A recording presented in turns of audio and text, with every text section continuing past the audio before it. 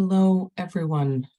Welcome to the English version of the Rebuilding Lives Grants informational webinar. Just going to get us started really very slowly because I can see that so far we're at over 130 and that number just keeps ticking up. Folks listening in, which means you're all going to have a need for an extra 30 seconds to get your audio working. And yeah, so my name is Jacqueline Hall. I guess we'll get started. My name is Jacqueline Hall. I'm the Director of Community Initiatives at the Foundation, responsible for these grants. I can see people raising hands. I'm going to go through the technical pieces here in a second. So I'm the director responsible for the Rebuilding Lives grants, also responsible for the community needs grants. And so that means that I manage the call for proposals, support the committee that makes the decisions on these, and otherwise I'm available to help all of you as you prepare your letters of intent. Today's webinar is intended to provide you with more information about the Foundation's Rebuilding Lives grants, help you prepare to write your letter of intent. And in terms of housekeeping, today's session is being recorded. If you need to refer back to it, it is being recorded. Also, if at any point you jump off early, audio cuts out, anything like that, I will try not to speak too quickly. This is because this webinar is in English only. We did have a French language one this morning, but just in case there's some folks that English particularly is not the first language, I will try not to talk too quickly. In terms of questions, we are going to address all questions at the end, and that's just because I'm not very good at talking and reading at the same time. So there is a question box where you can put all your questions, or a chat function. Please put any and all questions as they come up in there, but I will address them only at the end. All right, so the Rebuilding Lives grants. I will say that most of what we're going to address is in all of our materials, but we will go through some technical pieces about the application portal, tips and tricks, and then I will share my contact for folks who want to reach out.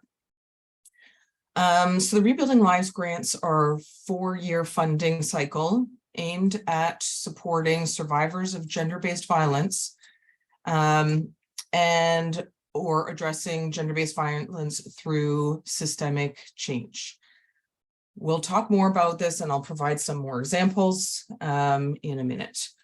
But I did want to provide just some context around the Foundation's gender-based violence grant making generally. So this is one of 3 funding or grant cycles that touch on gender-based violence. This one being specifically aimed at either direct services or programs for survivors to rebuild their lives. It's in the name of the grant cycle. So this is for interventions post-violence. We have the collaborative piece, the collaborative projects, which we'll talk about, which is really a systemic change piece, but again, looking at gender-based violence from a post-violence perspective. In terms, I can see people putting in a bunch of questions. I'm just going to say I will address most of these throughout. You might want to wait just a few more minutes because some of this is all going to get answered. The other grant streams related to gender-based violence at the Foundation, one is called Teen Healthy Relationships Grants. It is called such because it is focused on violence prevention through education related to healthy relationships. So,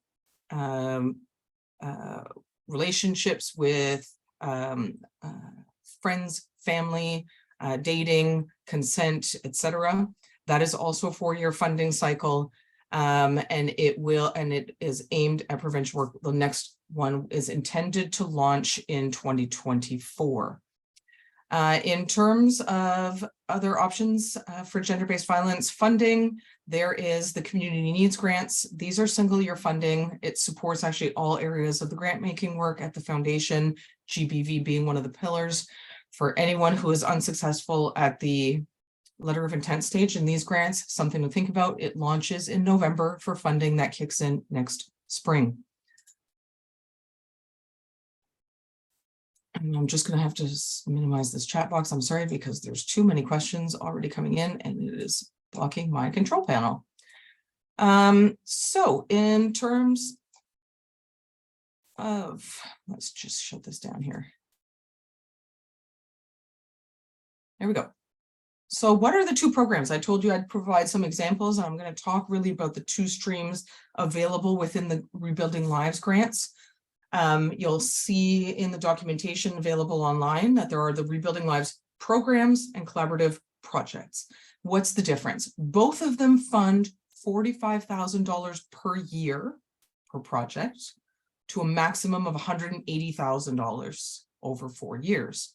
The Rebuilding Lives programs are really service provision. So direct service programs or other initiatives directly to participants that support women, two-spirit, trans, and non-binary people and or their children who have experienced gender-based violence. Some examples. This list is not exhaustive, but just some examples. Housing or shelter, along with wraparound supports. Counseling, support, and information services, case management, etc. Outreach services, participant-led support groups, legal information, court support, and navigation. This can be for folks who are navigating through family court, criminal courts, combination of these and others. But again, survivors of GBV who are navigating one of the court systems. Supports to children who have been witness to abuse or to the parents of those children. So this is, again, not about supporting programs for childhood abuse, unfortunately. That is not within the mandate of the foundation, but children who have been witness to gender-based violence in the home or elsewhere, any programs that provide them with support or that provide support to the parents on how to navigate parenting a child who's seen such abuse are eligible, and really projects using any approach to assisting women who have experienced violence in their children to rebuild their lives free from violence. The collaborative projects are a little different. They require no direct service delivery. So these are very much focused on systemic change in some kind of way. So it requires a minimum of 2 partner organizations.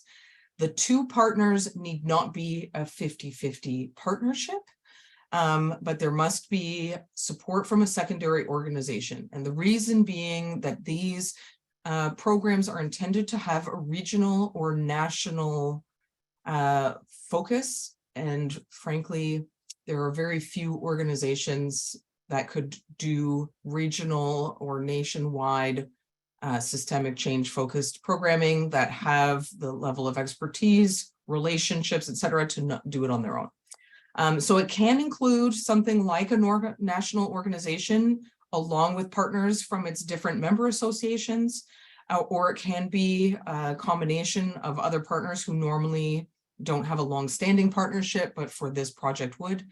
It must address systemic change. And when I say this and I'm going to define it. Systemic change meaning you are looking to build capacity of service providers to support victims or survivors of gender-based violence. You're looking to enact or advance policy change that will help to improve the outcomes for survivors of gender-based violence, but you're looking to touch a system and undertake action, whether that's policy, advocacy, education, and training that will help to advance the sector or policy's ability to respond to GBV.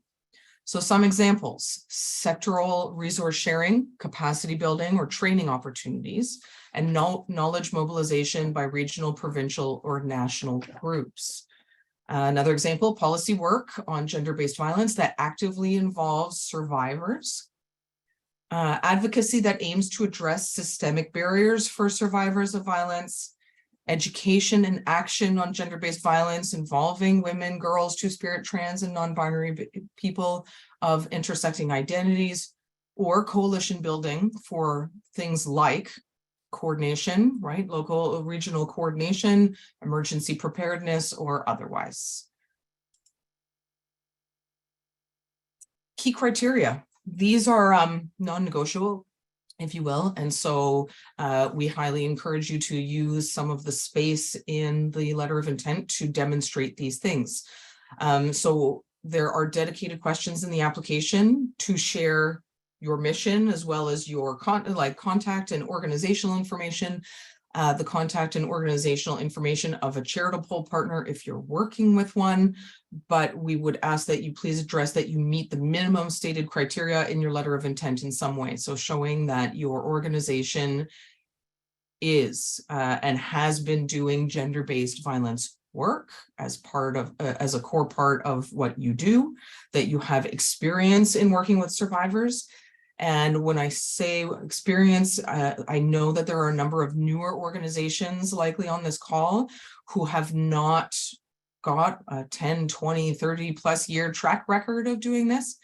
Tell us about the experience your staff members, board, leadership bring to the work that they did perhaps prior to starting a new organization in the last 2 or 3 years.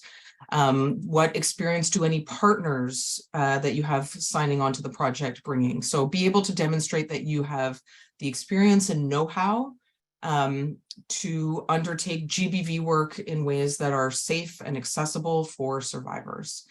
And the other piece is really technical. Nonprofit organizations that hold valid charitable status or qualified donee status from the Canada Revenue Agency. If you do not have these, you need to work with a partner that does.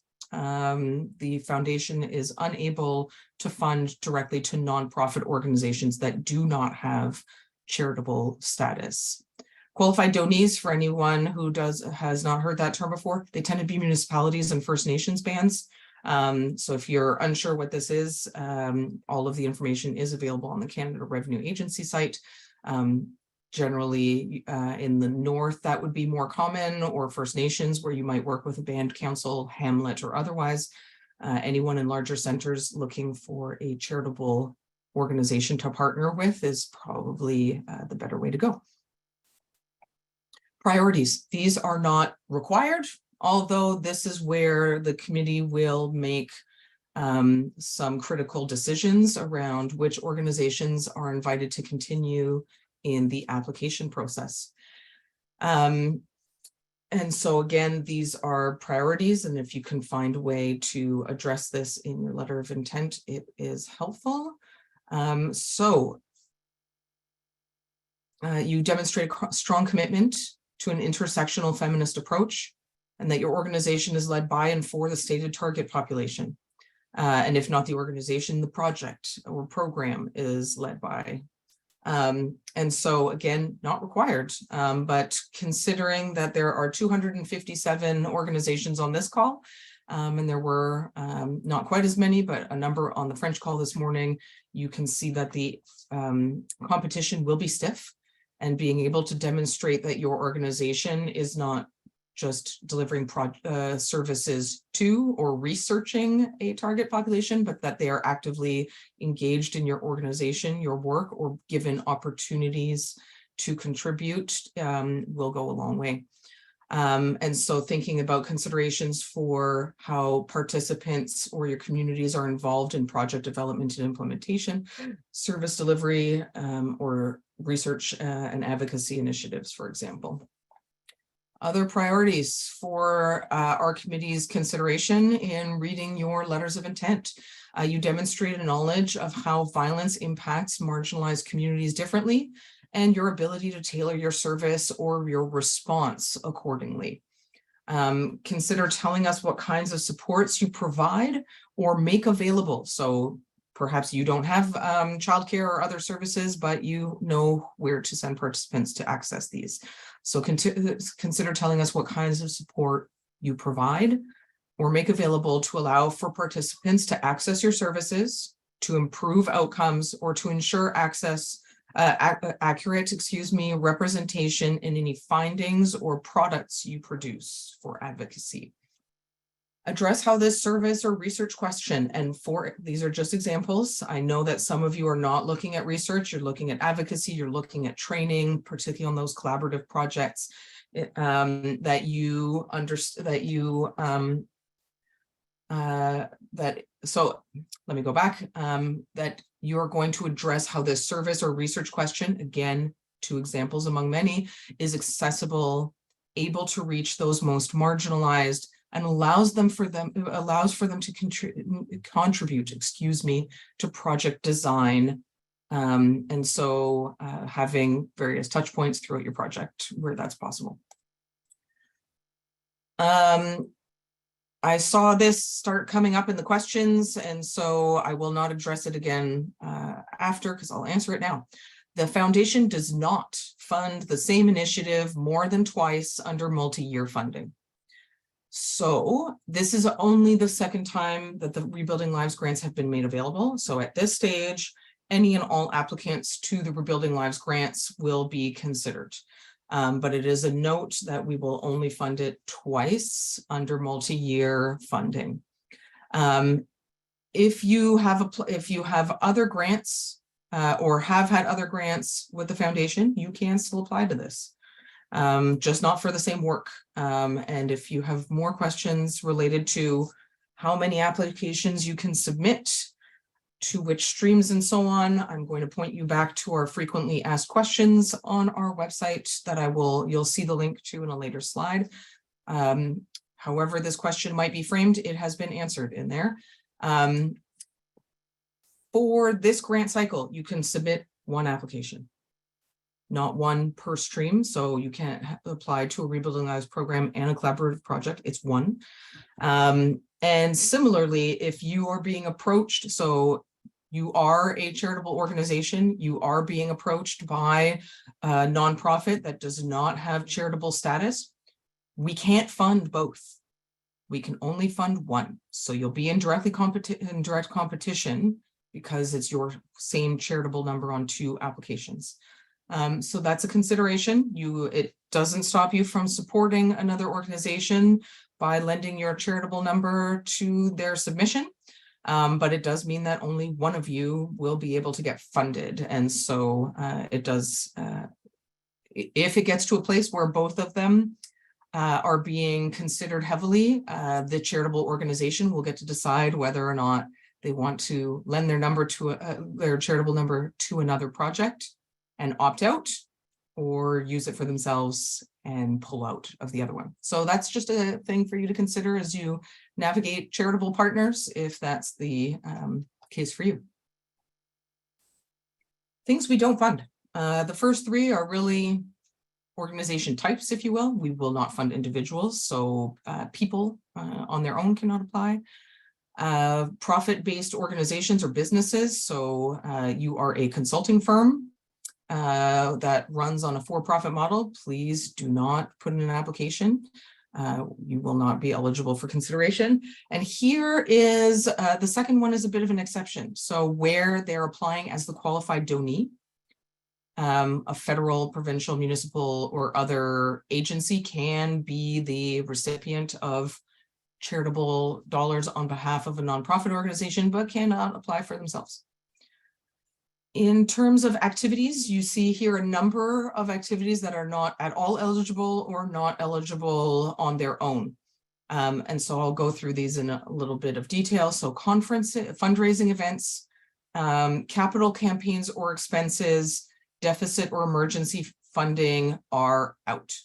You can't include them in part or in full in your application. Similarly, programs or services that are focused on cis men are ineligible. There are a number of folks working in the gender-based violence space who do work on educating or supporting men who have demonstrated abusive histories, that is for someone else to fund. The Canadian Women's Foundation funds activities exclusively for women, girls, trans, two-spirit, and non-binary people. And activities out of Canada are also no-go. The others are eligible as long as they are part of a larger project. So conferences, festivals, seminars, symposiums. You can have events as part of a project, but we will not dedicate $45,000 a year worth of funding to an annual conference, for example. It will need to have other touch points or activities happening in the proposal. Similarly, films, videos, other awareness raising tools must be part of a larger project. And same thing for research and self-defense. Research I'll touch on here. You see academic and university research, and the reason we've listed it this way is we will not fund research for research's sake. The foundation in this call for proposals, the collaborative projects piece particularly, is looking for an action item. So you can have research as part of the elements, the foundation to something else that comes, but it must have a follow-up. So your research is forming the basis of an advocacy or a policy initiative. It is the basis of training or capacity building, but it cannot be research to produce a report that doesn't go anywhere. And so it can be part of it, and it must be that the application is submitted by a community organization holding charitable status. The university cannot apply for its own research and have maybe an unnamed partner on the side. It'll be the other way around. We'll be looking to support organizations saying, we need training, we need advocacy, we need other tools to address an issue related to gender-based violence, but first we want to do some research. And we may be partnering with an academic or a university to do that, but that it is led by a community organization stating a need in terms of their own skills or tools or elements that would take them forward in next steps. Timeline. This is a little longer than our usual, but because of the timing, we're slightly later than we wanted to launch. We'll be reading letters of intent over the summer and really don't want to be sending you invites to submit a full application in July. So you see, letters of intent are due on Tuesday, June 20th at 5 p.m. Eastern. If you're in Nova Scotia, New Brunswick, that's 6 p.m. for you. If you're on the West Coast, that is 2 p.m. for you. Make the adjustment because our online portal will close firmly at 5 p.m. or rather 5:01 p.m. on Eastern time on that date.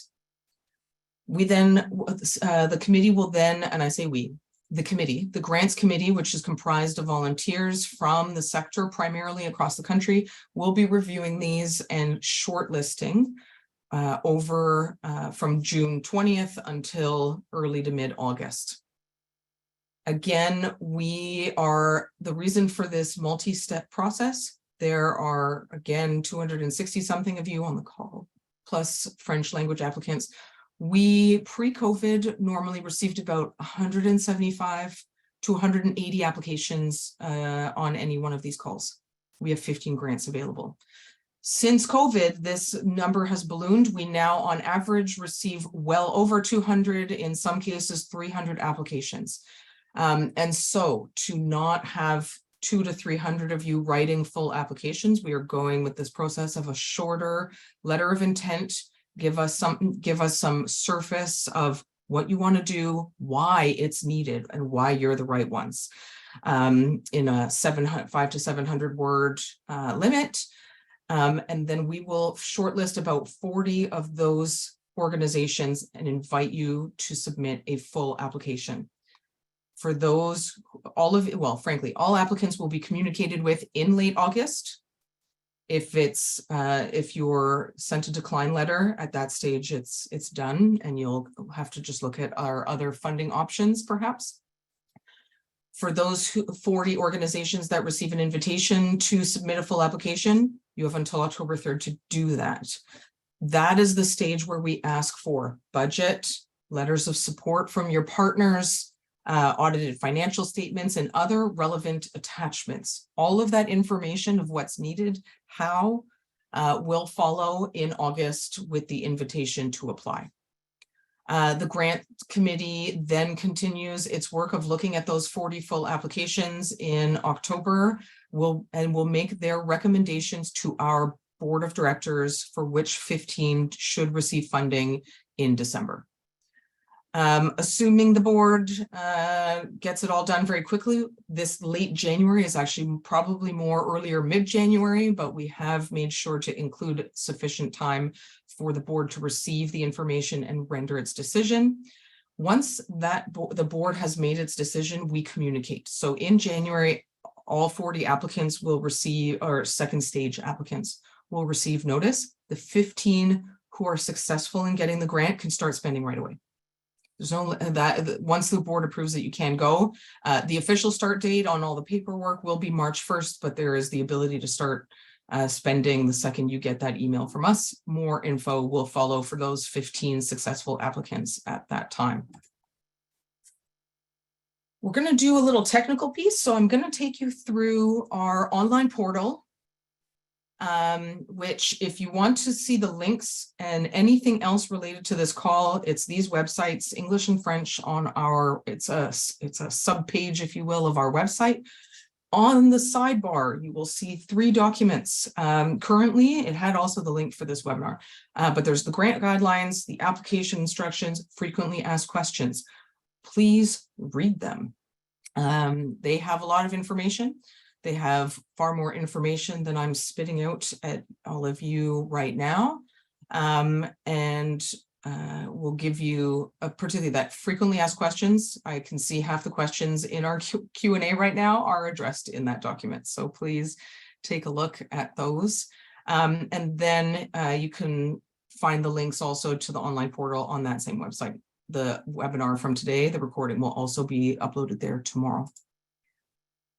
And when you're on the website, this is the first box you will see at the top of that web page with 2 links. And I'm going to explain the difference between the 2 links. The first link, so the one that ends 35455, that one is to help you start a new application. Everyone must click this. So whether you've applied to us before or not, you must initiate a new application, a Rebuilding Lives application with that first link. Once you've initiated, you please never do it again, because every time you click that link, it creates a new application rather than bringing you back to the one you've started. The second link is the one that brings you back over and over to the one that you're working on in progress. So once you click on that first link, it'll take you to an eligibility form, but you'll also get an email confirming that the application's been started, and so on. So first link, again, to start the application. Second link to continue working on one in progress. It takes you here, which if you're a new user, you've never applied before, you will have to set up an email and password account. If you are not new, you can use an existing email and login credential that you have used for all of your other applications. If you were a successful grantee for your reporting and other things, all applications and subsequent documentation of the foundation are here. You'll see a thing that says a note here. I'm just going to reiterate it. New or not new, actually, please try where possible to use a generic email. And when I say this, it can be info at, admin at, executive director at. And the reason being, only one user can access the application at any one time. I know many organizations have multiple people working on them. Your ability to share the login information with other staff will be important if you want their support on drafting things so that they can get in. So using your own login and secret password is probably not the best idea. Again, the first time you open a new application, you must complete the eligibility form. This tells us and you whether you're eligible to apply at all. So there are 4 questions. The answer to all of them must be yes. If the answer to any of them is no, you are ineligible to apply. That said, I know sometimes people hit no by accident. If that's the case, email us and we'll help you get that reset up. But otherwise, the answer must actually be yes and apply. Otherwise, it means that you're ineligible for our funding. So you've started an application, you've filled out the eligibility form, you had to close it, you had an appointment, client come in, you need to step away and come back in. When you come back in and you've clicked on that second link from that earlier slide, it brings you to a page that looks like this. You see here, it says 2024, 2028 Rebuilding Lives LOI, bottom left. That's where you click to reopen your application that you previously started. But I'm also going to walk us through some handy buttons over on the right that might be good for you. The first one looks like a little torso, a little person with 2 arrows. This is to transfer to a new owner. So perhaps you are the fundraiser at your organization, but your ED wants to approve and submit the application. You can transfer ownership to them by hitting that button and assigning it for them to do. That said, once you transfer it to them, they own it. The only way for you to get back in after is for them to return it to you. So if you transfer it, you lose control, but perhaps that's what you need. The second one looks like a little eye icon. It's to manage viewers. This is to share access to see what you've done with others in your organization or your partner. So you want to share a draft. You can manage who views things there. Third one is the delete button. Looks like a little garbage, like every other platform. If you've started too many applications, you started one that's really no good anymore and you want to delete it, that's your option. And last but not least, there's one that looks like a little envelope. Email a copy to yourself. Similar to that manage viewers button, except where you see it. So it means that you're emailing an actual email copy of the text that you've entered by using that button. Once you're in, this is what the top of the page looks like, and I will take us through some navigation pieces quickly. So once you've opened the application, you'll note that there are 3 tabs at the top. You can click on any of them to jump back and forth between areas of the proposal that you want to work on. The first one includes questions related to your organization and or a charitable partner if you're applying with one. So it has basic things like contact information, charitable number, the contact information, charitable number of your partner, if that's how it's working for you. The second tab includes questions related to the proposal.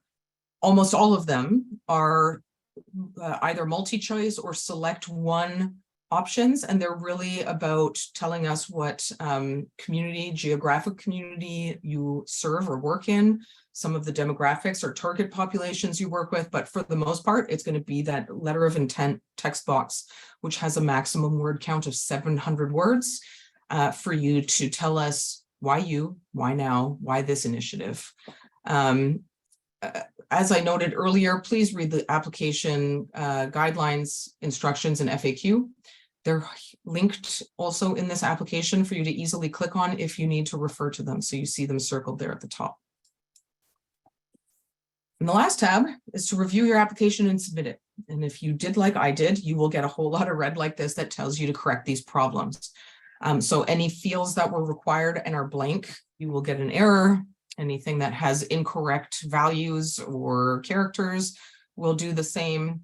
But if you don't, you can go here. When you go to this tab, if you have no red, it means you're safe to submit. Everything is done and in order. And note, once you have submitted, you will receive an email confirmation at the email logged that you used to log in, not the one in the actual application, the one that you used to log into the system. That's where you'll get a confirmation email that it has been received. Some tips and tricks on how to stand out, good and bad, is what we're going to do here today. And we do this for, well-versed grant writers. This will feel a bit, it won't feel like new information. For those who are in newer, younger organizations or who haven't done a lot of grant writing, this is us speaking a bit to some of the inevitable things you should be considering. So one, staff have spent a lot of time drafting the guidelines, instructions, and frequently asked questions. Read them, please. They have information on what is eligible, ineligible, how. The instructions provide guiding questions. So the instructions document will give you questions to help you formulate a letter of intent that gives the committee what it needs to assess your application. So take a look at it. It will give you a sense of some of the things you might consider as you pull together your draft. While you may have been funded or otherwise be known to the foundation, don't assume we know your work.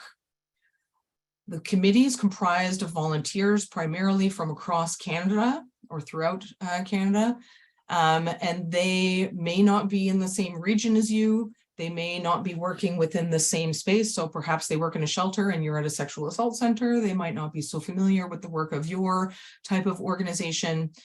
So be explicit in telling us things. Don't assume we know. And so examples of things to be explicit about: the approach you take to your work and your previous experience with the proposed community with delivering programs or initiatives that support survivors of violence directly or indirectly. Your ability to carry out the work by telling us a bit about your team, your partners, relationships you have in the community, or telling us about who else might otherwise be involved in supporting the work and how. What wraparound supports are in place to ensure that participants, whether that's for a direct service delivery initiative or their research participants or otherwise engaged in one of your collaborative projects, tell us about what wraparound supports have been put in place to minimize barriers to their participation. Be sure to identify needs. Answering why is more than just finding local statistics about demographics or the issue. You might tell us whether you have your own internal evaluations or surveys that have demonstrate the need for what you're doing. You might tell us about whether or not this service or issue exists in your community. Or perhaps you have partners or members who have told you, we need this kind of training, or we need this kind of research, we need. So tell us something specific and how you know it. Be explicit in your activities, and I'm going to preface it. This is a letter of intent. We do not require in the letter of intent a list of days. We don't need that timeline of when you're going to do certain things in what kind of order, but we want you to tell us that generally your activities, how they respond to the need you've told us about. So if you've told us about a need for a direct service initiative, you might say, we would like to increase our counseling hours because the need is we have too many people on the wait list, for example, for sexual assault counseling. If the need is, your members have told you that there is a increased need for training on how to support survivors who are trans, or how to support survivors who have disabilities, that you are going to tell us how your research and training activities will address that need. So you don't need to name all of the activities in the timeline. That is for a stage 2 application for those who are invited, but give us a sense generally of the big picture activities and how they are intended to address needs. And last, outcomes. You might tell us what are the longer term outcomes of your work, either in terms of rebuilding the lives of participants in the case of a direct service delivery, or the impact you're having on an issue or a system, or responding to those things that go beyond the grant. So tell us how you're rebuilding the lives of people or building a more resilient system through your work. Other things that will help make you stick out above the pile. The foundation has adopted a new strategic plan. It was published a couple of weeks ago on our website. I suggest giving it a glance, as well as maybe otherwise also taking a look through the website.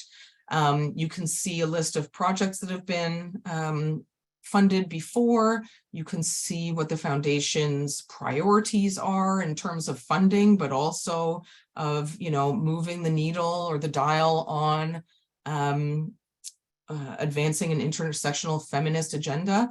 So taking a look just to get some of the, get a better sense of what the foundation wants to fund, who we want to work with, what we're trying to do, and aligning that. For this call for proposals, the priority is to address gender-based violence. So be sure to review your LOI before you submit it with an eye to answering whether it is clear to the committee that you are proposing an initiative that either supports survivors or moves the needle on the issue of gender-based violence from a systemic point of view. Some folks will be putting forward applications that are looking to support or fund all of the wraparound activities or accessibility measures. Maybe that's the gap that you're trying to fill in your funding, and that's absolutely okay, but tie it back to the issue.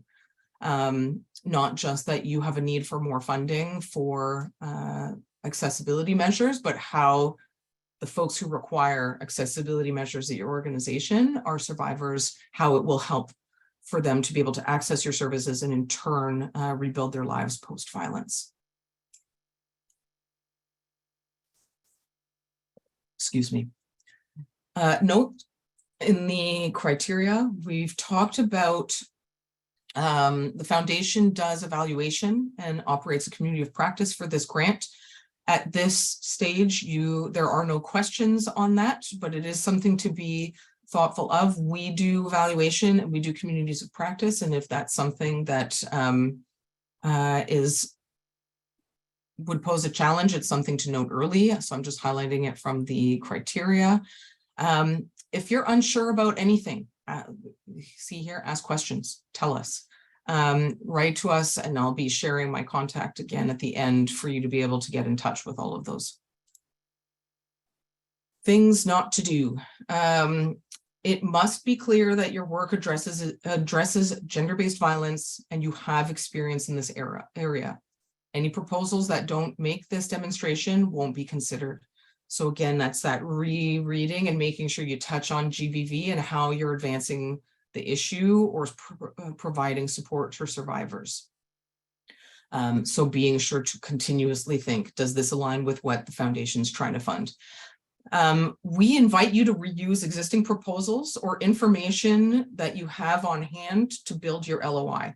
I'm thinking about, for example, you want to fund an existing program that you highlighted in your annual report. Absolutely recycle some of that content. Just be sure to edit it for it to read well in the context of this call for proposals.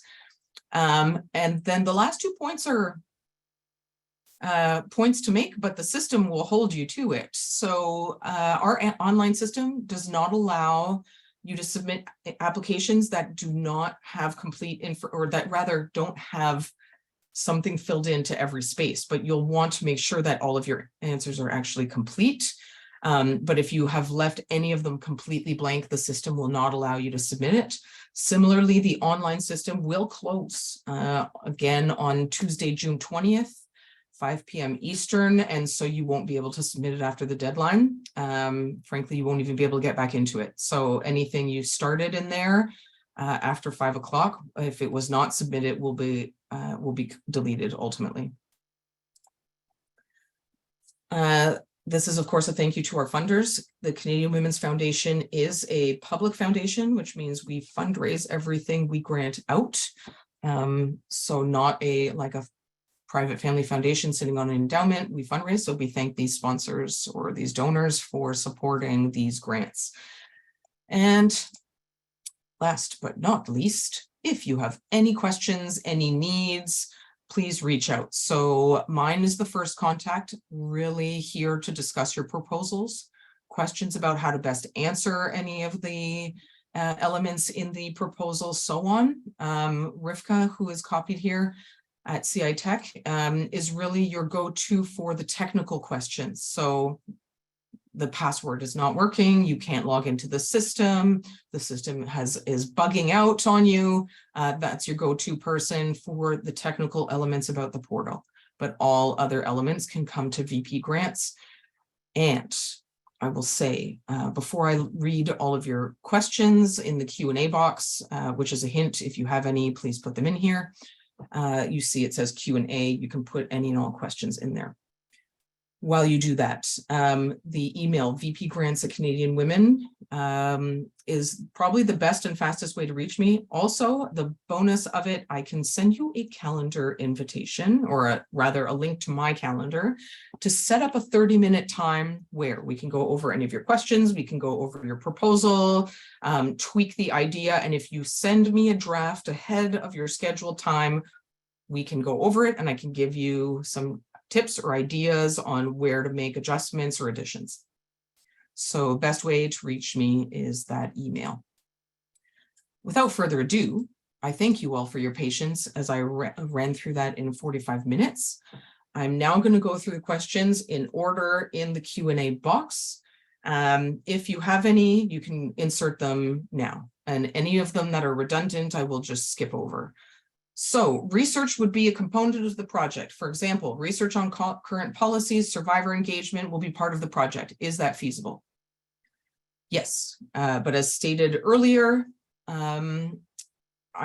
research alone will not be sufficient. It must have an action item that comes to it. So the research is the base for an advocacy initiative, for training or capacity building, for policy engagement and government relations, but it must have, within the 4-year timeline of this grant cycle, have an action item.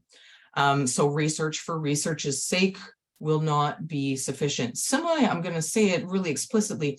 If you're saying we're going to do research and then we're going to publish it online, also not sufficient. We are not funding research. We are funding systems change. So there must be an active engagement related to training, support for the sector, advocacy, policy, so on, to be considered for a collaborative project. If we have funding from CWF for a different project, can we still apply? The answer is yes. I will point you back to the frequently asked questions where it gives you all of the content on how you can apply for different streams, whether or not you have other funding, etc. But generally the answer is yes. You just can't apply for the same project, program, service under more than one grant stream.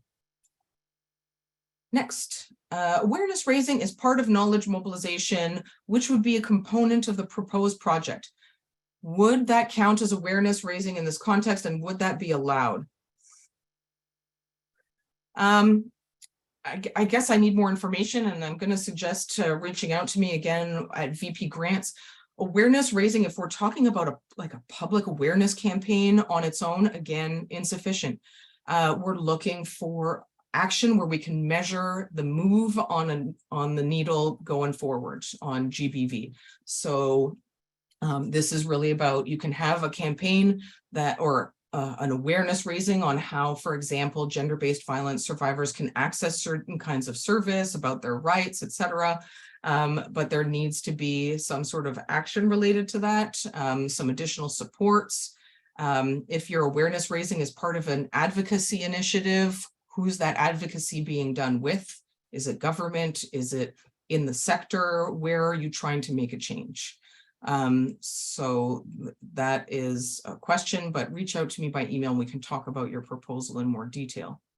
Will you be sending a recording of this webinar? No, I will not. It will be on our website tomorrow at the website that was shared on the screen earlier, but is available on Canadian Women's Foundation website. Do we have to keep policy and advocacy as our focus? Is it an eligibility requirement? Not at all. The We're Building Lives programs are entirely focused on service delivery. The collaborative projects are again about systemic change, but it doesn't need to be policy and advocacy. It could be coalition building. So you're in, you're in a region that has really poor cross-partner collaboration, and you're wanting to build a table across the region to better coordinate response for survivors, totally allowed. Perhaps it's a training for other sector or service providers, either in your region or in the same sector at a more national level. So no, policy and advocacy not required, but if you are putting a If this question is attached to research, there is a question of what comes next. What's the action item? Is it policy or advocacy, or is it something else? But there needs to be something beyond research. Thank you. Can orgs apply for both? The answer is no. It's one application per organization. So Rebuilding Lives or a collaborative project, but not both. Will you accept programs for new applications that are currently being developed if the organization has a strong track record and years of experience to create and deliver? Absolutely. It need not be an existing program. It can be a new program, new service, new initiative. And I say initiative thinking about those collaborative projects specifically. It absolutely can be new. It could be entirely new. You're wanting to develop a curriculum or a service response, and you want to do that in the course of this 4 years and test it and evaluate it. Absolutely. But again, you need to be able to demonstrate your experience in the GBV space and the mandate or mission of the organization and how it aligns.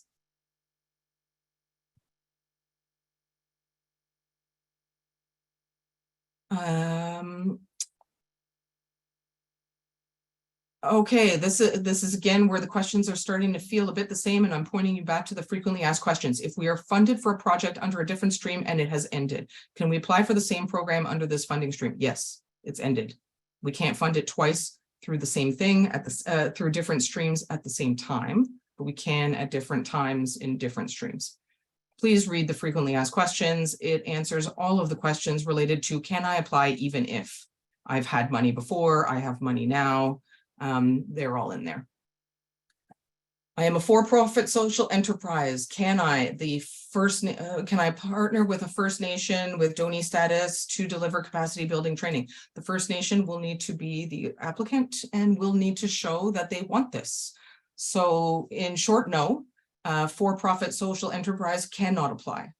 It can be the partner or the consultant, really, is what you're proposing. You want to consult or provide a service to a nonprofit or a qualified donee, but that charitable organization or qualified donee organization needs to be the applicant. Please confirm how many grants will be available. 15. It's posted in our guidelines, as well as other places, that we will fund 15 up to a maximum of $45,000 per year for 4 years. Same question again. It was on the second slide. 15 organizations across Canada. In terms of how that breaks down, we fund across Canada. So most regions will receive no more than 2 grants, and regions being Atlantic Canada, Quebec, Ontario, the Prairies, British Columbia, and the North. So most will receive 2, and then the extras may be national in focus or otherwise third one located in the same region. Do you fund direct legal services? I guess if the question is, do we fund lawyers? No, we fund charities. In short, the Canadian Women's Foundation funds charities or nonprofit organizations that are working with a charity or a qualified donee organization. If the work proposed entirely is legal, court support, navigation, or other services, it is eligible, but it has to be applied for by a charity or qualified donee.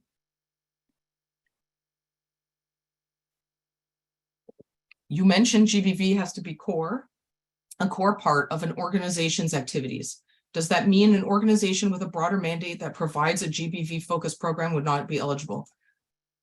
It means that you need to demonstrate that GBV is a core part, not that it has to be the only part of your mandate. So it has to be a core element of what your organization does, i.e. if I can't see it on your website and it feels buried and it's not obvious to people in the community that you provide these services, for example, or it's a side note, then the answer is probably no. But if you can demonstrate that you do that you are a multi-service agency and that one of those elements is a women's program, including a number of activities or services for survivors, absolutely eligible to apply. If you want to talk about it in more detail, again, please shoot me an email and we'll set up a time to chat. How many organizations will be invited to submit to the full application? About 40. We expect to receive 200 letters of intent at minimum, and we will select 40 for the full application. And yes, we will fund 15.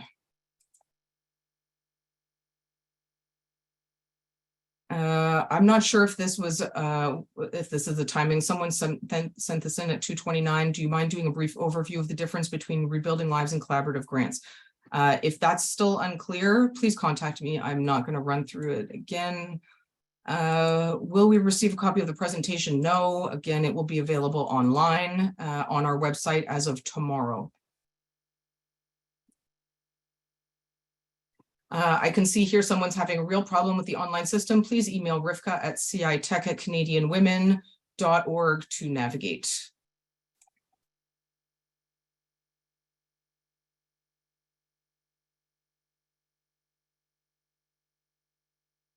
Okay, yeah, this one, thank you. A glitch in one of the questions caught. So size of the community, it says rural, 999. I apologize, that is rural, 9,999 residents or less. So rural in the context of the Canadian Women's Foundation is up to 10,000 people minus 1. But please select it. That's a typo.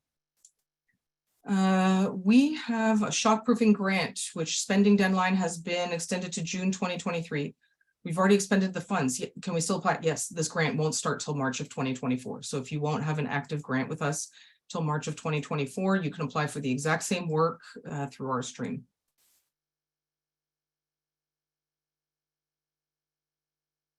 We have many years of experience supporting women with domestic violence, but not specifically for the demographic of women we are creating a new program for. Is there a chance we will be denied for not having this experience? The question is, it depends. Can you demonstrate that you have the knowledge in-house to be able to do it? And if you don't, do you have a partner that brings it? So if you're an organization that has been supporting survivors of domestic violence generally, and now you're wanting to develop a whole program dedicated to serving, for example, trans women or women with disabilities, does your staff team have the know-how to do that and meet needs? And if they don't, have you found a partner that knows something about working with trans people who are facing violence, or working with women with disabilities who are facing violence? So being able to demonstrate that you know how to do the work with who you want to do the work with will be crucial. We work with newcomer women. GBV is not the main focus of our work per se, but we provide support to many survivors through our programs. We're interested in adapting and delivering one of our women's development programs to specifically cater to newcomer women who are survivors of GBV. Would we be eligible? It's a tough one, but let's talk about it. Perhaps email me and we'll talk about it in more detail. If you've never done GBV programming, you've done some GBV counseling and support on an individual level, but you've never run a program and you have a good GBV partner, it could be considered. But it's one of these things of, do you have all of the other right elements in place? And do you have some other experience that can demonstrate your knowledge of working with survivors? So email me and let's talk about it. I understand that organization operating budget is not an eligibility criteria, but will organizations under a certain operating budget threshold be prioritized for this funding stream? Nope. That exists for our community needs grants, where we prioritize smaller organizations. In the case of the Canadian Women's Foundation, I would say that generally we don't fund any super huge charitable organizations. There's not a whole lot of them in the gender-based violence space anyway. But no, it's not a consideration in terms of whether or not you're too small or too big. The committee does, though, consider things like surpluses, reserve funds, and other elements, but at the second stage, not at the first stage. The only question that's in the first stage application is your annual operating budget, and that is to have a sense of how big you are, but that it's not listed in our questions for evaluation of the grants. We are a larger org and our mandate is mental health, not GBV. However, we operate a housing site for women, two-spirit, trans, non-binary people who are survivors of GBV. Can I apply with this lens?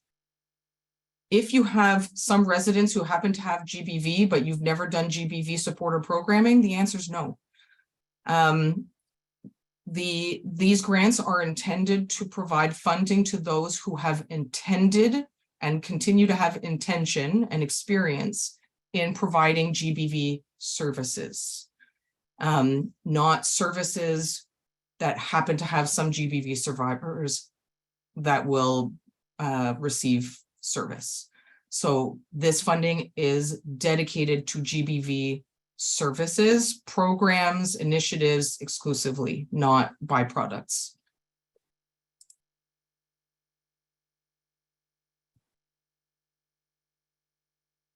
What does the constituent relationship look like? Also, what are the policy foundations for amending budgets? The policy for amending budgets is really flexible. It's called, you just email me, usually at some point during the year, and we make a shift. There are no percentage maximums shifts. There are no needs to reflect new cash flows or any of that sort of stuff. So amending budgets is highly flexible. Terms of constituent relationship look like it is a year-end report once a year, which has one demographic question around target population served. Otherwise, it is tell us what you did, what barriers you came up against, what you learned. So they tend to be really qualitative in nature. The bigger piece is there is a community of practice, meets online, usually once every month or two during the school year type of year. And sometimes an in-person event no more than once per year for the 15 grantees to meet, exchange knowledge, experience, and so on. All of the costs associated with that are paid for by the foundation. The design of that element also is led by the grantees. And the common evaluation is another touch point. The tools that are used are varied and again led by a committee of grantees who work with the evaluators in their design. So I can't give anything more specific. Also, we're at time, and so if you want to talk about it in more detail, please reach out. So we cannot be the trustee if we are supporting another organization. Yes, you can, but you can't both be funded. So you can lend your charitable number to another organization. Both of you can apply. If both of you are selected to make it to the second stage application, however, the other organization will need to find a new trustee. Very simply, because we can't fund two organizations with the same charitable number. But to help get them off the ground and test out the waters, absolutely. Just want to clarify, need a minimum of 2 partners only for the collaborative projects. So if you are applying for direct service delivery, i.e. a Rebuilding Lives program, you don't need any partners. Unless they help make your case. So earlier someone asked the question if we don't have this experience, then you might want to have a partner who does. For the collaborative projects, must have 2 partners.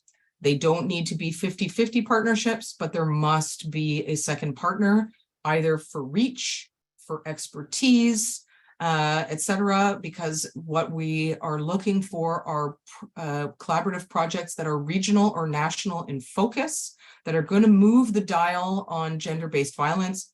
Frankly, that can't be done alone.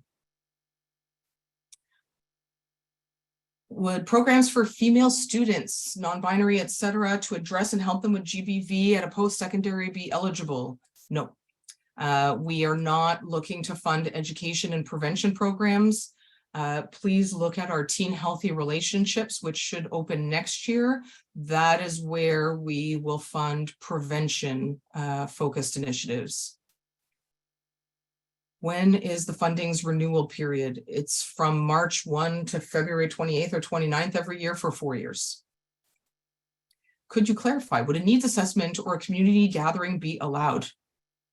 Both of those things are absolutely allowed. I would expect that in a 4-year project that there are other elements. There would need to be other elements, but they absolutely both could be part of the funding that you request. So needs assessment and or community gathering are eligible. Would a helpline for GBV victims be an eligible project? Yes, under the Rebuilding Live Streams. Yes, it is. So helplines are eligible, and as long as you already have the experience that you can demonstrate you've done this, or that you've worked with survivors. I should be more specific, so that you are a GBV or an organization that has GBV core to your work, you have good experience. Whether this is new or an existing helpline, absolutely eligible. Is the position of GBV working at college eligible to apply for the funding, or would they require? Okay, so the sentence feels a bit incomplete, but I'm guessing this is for a GBV counselor at a college or university, in terms of service delivery. I know some colleges have this as part of their existing staffing. Some of them have them as separate clubs, organizations, within the college model. It would be. I have to say I would expect some partners though for the referral pieces. So again, let's get in touch and let's talk about the particulars. We're not really looking to fund colleges. Your budgets are in the hundreds of millions and not generally somewhere that the foundation is looking to prioritize its limited dollars. But there are options, so let's discuss. If we are applying under the Rebuilding Live Streams, also one of our let's start this one over. One of our partners have approached us to collaborate for the collaborative stream. Our question is, can we collaborate with our partner who will be the main applicant? Yes, so you can be involved in 2 applications, but you can only be the lead applicant on one. So you cannot be a lead on an application for yourself in Rebuilding Lives programs and in the collaborative projects, but you could be a contributing partner under a collaborative project as a secondary partner for sure.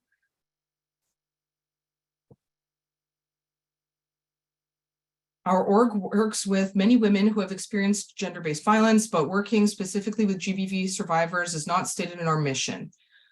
That's okay. We have programs specifically for refugee women and have many staff experienced with supporting women who are GBV victims. Would we still be eligible if the program's activities focused on women and children who witness? The question is, do you have experience organizationally or your staff in doing dedicated GBV work? And so it says that you have some staff who have experience. Do they have experience in your organization doing it? Is it elsewhere? You'd have to be able to tell us what experience your organization or staff bring to the issue.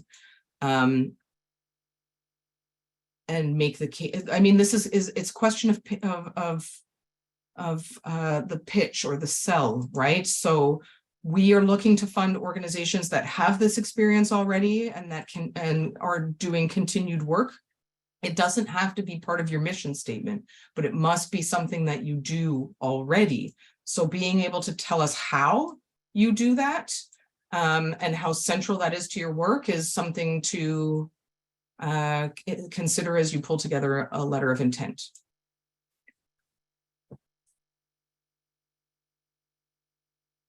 As a women's community center, we focus on intersectional issues such as GBV, poverty, and homelessness. Would a project with these dimensions be eligible? I don't have enough information on this. Please reach out. I need to know what kind of GBV intervention you're looking to propose. I mean, we are definitely looking at the intersections of GBV, poverty, and homelessness. Half of the applications we get will be looking at these intersections. What you want to do is the question of whether it's eligible or not.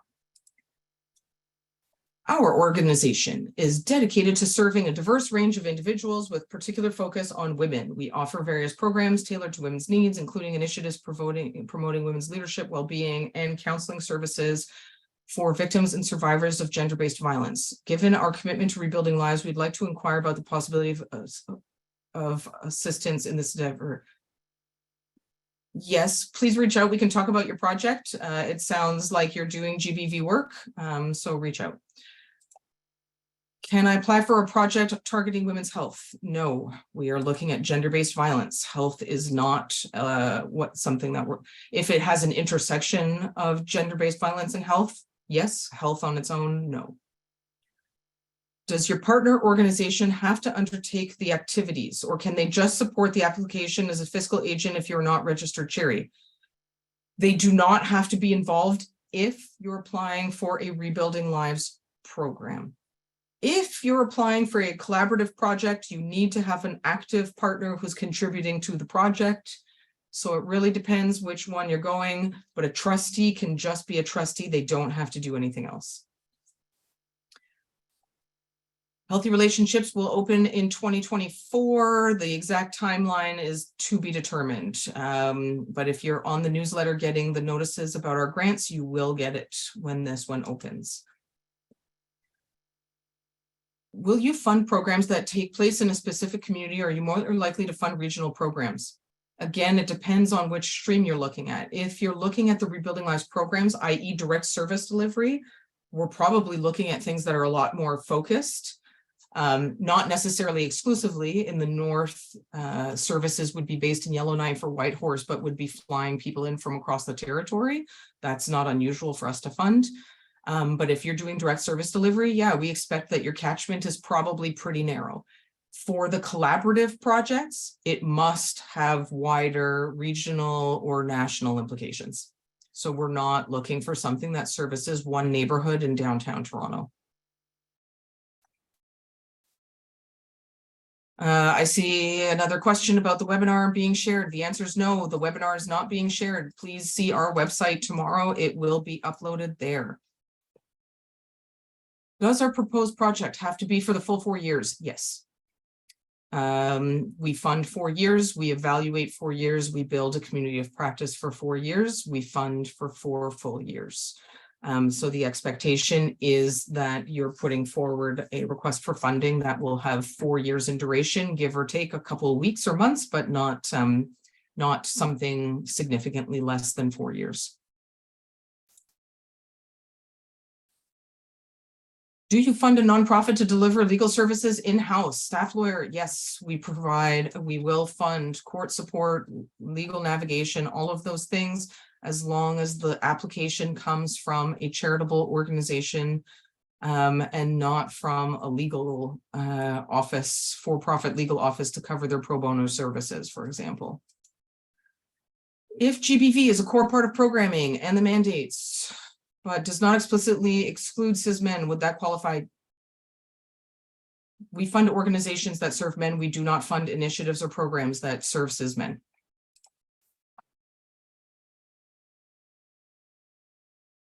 If we receive money from another funder, yeah, please apply to us. You absolutely can apply if you have other funders. We are trying to help you fill holes that you have in your budgets because governments aren't funding you to the amount that you actually need to do your work. If we have a community needs grant just awarded and want to apply for a long-term continuation of a proposed project within that grant, can we still apply for this and not apply for another community needs grant? I'm going to point you again back to the frequently asked questions to see what you can apply for. I'm not sure if what you want to apply for is the same or different. So you can reach out to me, but please first read the frequently asked questions document on our website.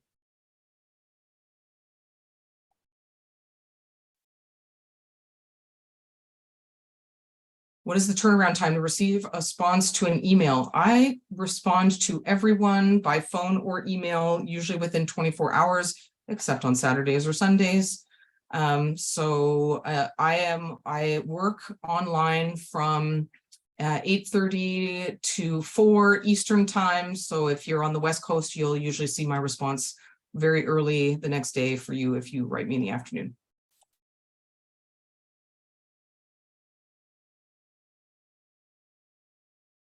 Follow-up to specifically excluding cis men in order not to inadvertently out or exclude trans men.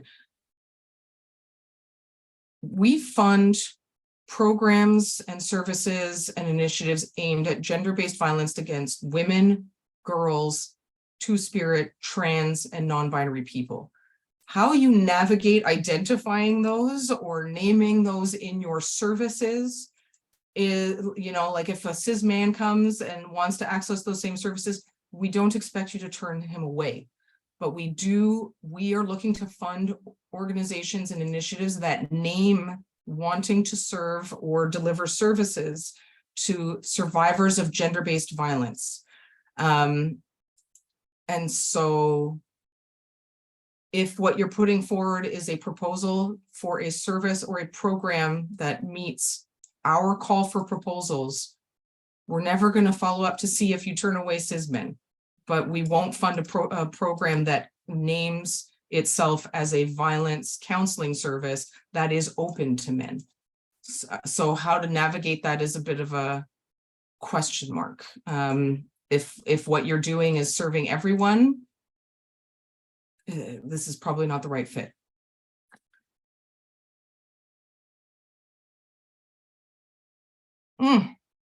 Love this, thank you.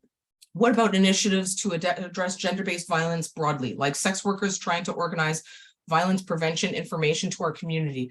We have actually named it as one of our activities was, for example, sex worker support groups. What those sex worker support groups then undertake as activities, i.e. providing support on prevention and safety, also doing group counseling or peer support, all of that is eligible. Sex workers are a priority demographic for the foundation, and particularly where initiatives can be led by and for them to respond to their identified needs. Absolutely, please put it forward.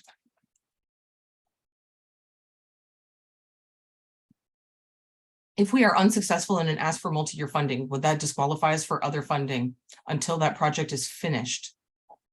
Oh, if you are successful, it means that you can't apply to us for the same project through another grant until that funding is done. So we'll fund your project with this one funding only until it's finished. But you can apply for another grant before this one wraps up to get the timelines aligned. How would 2S LGBTQ programming fit, since they are often affected by GBV at work, in public, and at home? Would mental health resilience programming be permitted? It can be part of it.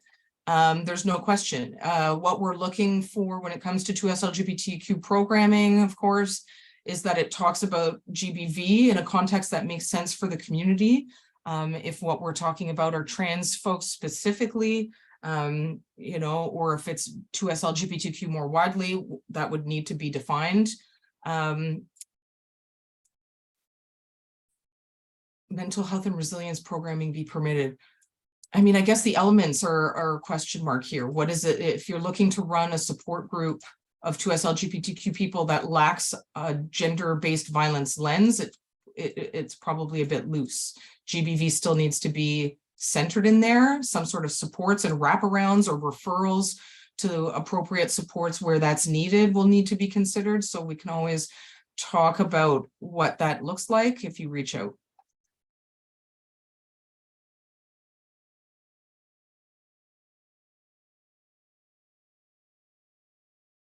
Will this funding apply to an organization that only has been open for a year and offers services for women, trans, and non-binary individuals? Yes. You need to demonstrate that you have a charitable number or a partner that does, and you need to be able to tell us about your experience and whether this work is core to what you do. So yeah, there's no limit in terms of how long you've been open. Can you clarify when we need 2 partners? Again, please look at our guidelines. I've said it a couple times now, so we're so up at time, I will not repeat yet again. Will you fund projects that help women access detox centers? No, not on its own. It must be part of a gender-based violence program. It needs to be centered in gender-based violence. So if detox is part of the budget of something, folks need to detox before they access your gender-based violence housing, for example, then yes, that can be included, but it cannot be the sole purpose of your application. Can I define the scopes of GBV? We can talk about it separately. I will not do it here. Our program includes prevention and services for survivors. Will you consider the program if it includes prevention? Yes, but it still must have support for survivors. It can't, prevention is not the is not the centerpiece of this call for proposals. It can be a side note. Can I share the presentation? No, it will be on our website tomorrow. Please tune in tomorrow. Everything also goes onto our YouTube page. Okay, so I'm seeing that seems to be the end of all our questions. I know that we've lost many, and I doubt that there are other questions at this point. I thank all of you for staying an extra 20 minutes. Again, you see my email on the screen. Reach out to schedule a time to connect or to ask questions, talk about your proposal, any of those things.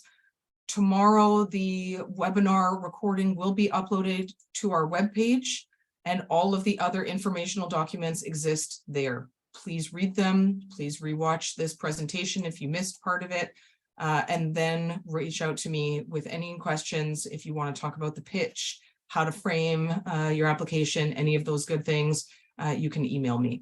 I thank you all for your time. I wish you the best of luck in your preparations for pulling this together. Thank you. Have a good day.